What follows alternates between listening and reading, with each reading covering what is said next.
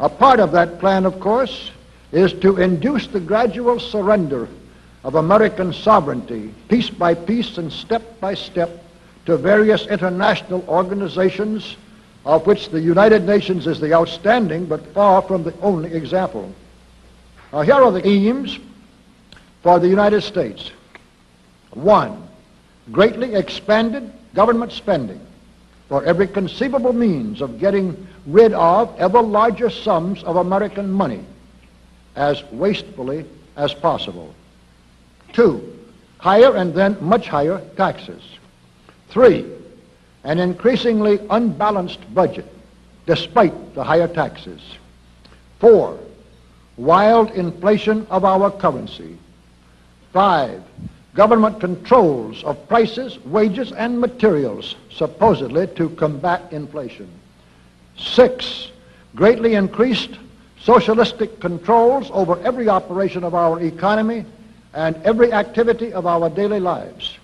This is to be accompanied naturally and automatically by a correspondingly huge increase in the size of our bureaucracy and in both the cost and reach of our domestic government. 7, far more centralization of power in Washington and the practical elimination of our state lines. There is a many-faceted drive at work to have our state lines eventually mean no more within the nation than our county lines do now within the states. 8, the steady advance of federal aid to and control over our educational system, leading to complete federalization of our public education. 9, a constant hammering into the American consciousness of the horror of modern warfare, the beauties and the absolute necessity of peace. Peace always on communist terms, of course.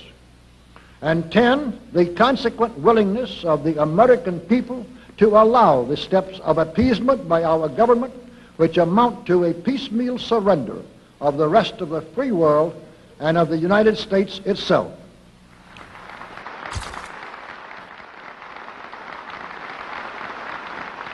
So brush the insider's dust out of your eyes, my friends, and the communist soap suds out of your brain, and ask yourselves in all honesty, what on earth is wrong with the United States simply minding its own business?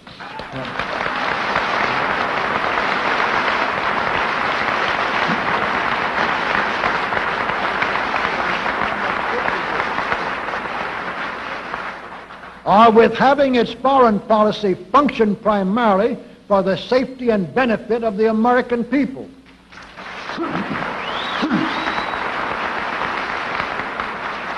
Which is exactly what we had done for the first 140 years of our existence as a nation, to the incredible advantage of ourselves and everybody else. Everybody, that is, except a numerically small clique of power-lusting conspirators who had somehow inflicted themselves on a gullible world. While we turn to a very brief summarization of what we hope the John Birch Society will help and even sometimes lead the American people to accomplish during the next 15 years. 1, our first and most important specific undertaking should be to restore the complete independence of the United States.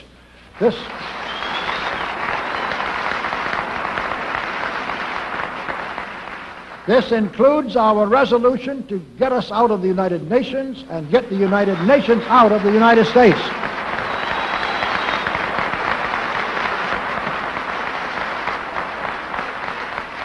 Two, we must once again make our money freely redeemable in gold at some realistic price.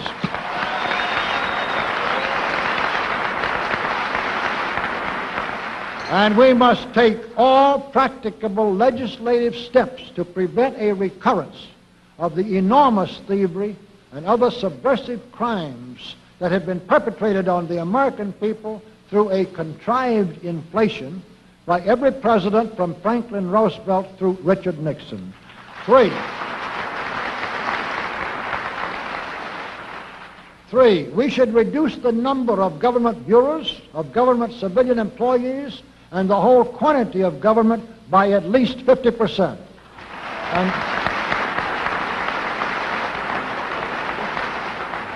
And we should achieve at least this much reduction in proper fashion through gradually convincing a majority of the American people of the wisdom of such a course. 4, we should withdraw all American troops from every spot on earth that is not American soil, except when and where such troops may be required as decided by Congress to protect American lives and property from criminal vandalism.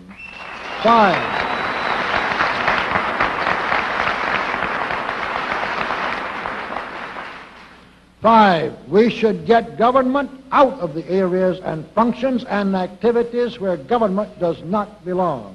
Again, all steps to this end should be taken gradually, but nevertheless just as rapidly as enough of the American people can be persuaded to support such progress. Any such achievement will require a truly massive educational force, but that's exactly what we hope to build during the next 15 years. We could go ahead for at least 100 numbered items, but the John Birch Society will undoubtedly be working on more than that many specific projects, which will be laid out in its bulletins before another 180 months will have rolled around.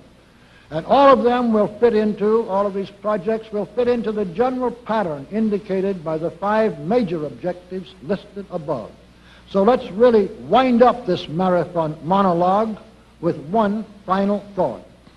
None of us can guarantee anything about what the future will bring. Your speaker knows what a job we have before us to rid our country of the scourge of communism within the next few years, and then to go ahead on our constructive program so well that 15 years from now we shall already be entering an era of far less government, of a much sounder sense of responsibility, and, with God's help, of a better world.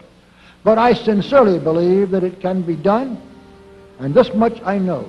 If every man and woman in this audience should leave here tonight feeling in his or her own mind and heart that it can and must be done, then it surely will be.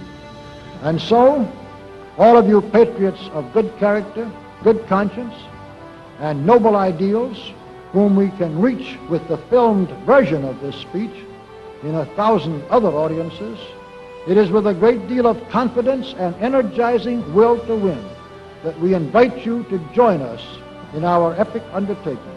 While to all of you great, wonderful friends in this present audience, I certainly extend my very deep thanks indeed for so much patience and attention. Thank you and good night.